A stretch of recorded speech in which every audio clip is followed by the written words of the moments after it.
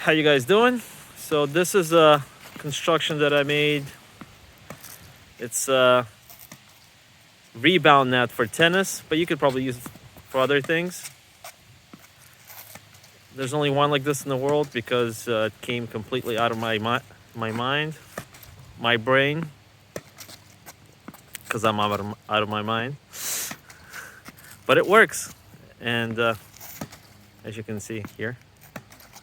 Thank you, Rafa. I'll come up close to show you how I made it. So on the bottom here we have this 2x8 times 2. So there's actually two of them here. So this thing is about 16 feet across and 10 feet high. It's kind of like a trampoline, I guess, because these are trampoline springs.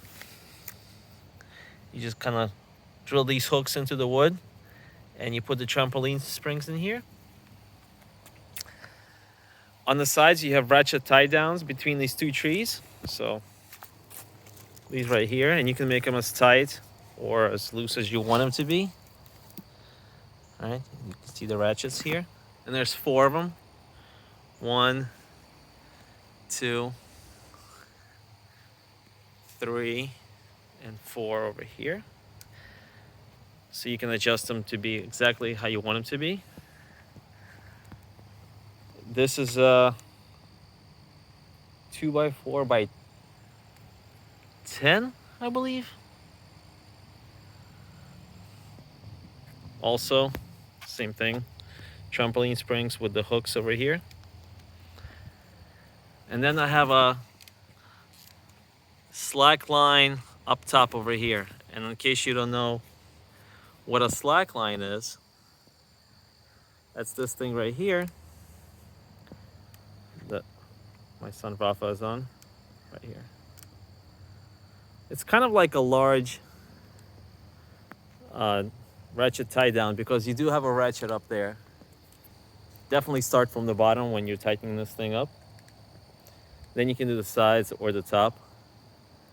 And it doesn't have to be a slack line. You can use any kind of, I guess, maybe wire. And I guess you could also use wood all around, even at the top, but you have to be very precise. The good thing about using the ratchet tie downs or the slack line is that you don't have to be super precise. You can readjust as much as you need it and tighten it up as much as you need it. The net itself, that's actually pretty important, is it's a knotless net that's actually meant for golf, but I'm using it for tennis. It's just meant to stop golf balls. The squares are about 1 inch on each side. What I like about this construction is that you can see the beautiful forest behind us, well, behind the net. And it just kind of blends in between the two trees. Now, it just so happened that my trees are right around, I don't know, something like 17 feet apart, which works with the 15-foot wide net. And then you can do other things like put lights, like string lights above, whatever you want to do. That's extra. Unfortunately, this tree is kind of dead. But when I started out, I think it was still alive. So I cut it down a little bit, but it's still standing strong. So I'm still using this net. And then I got the concrete pad over here that I had professionally poured. I wasn't going to do that myself. I'll put in the description the items that I bought to make it all work. All right.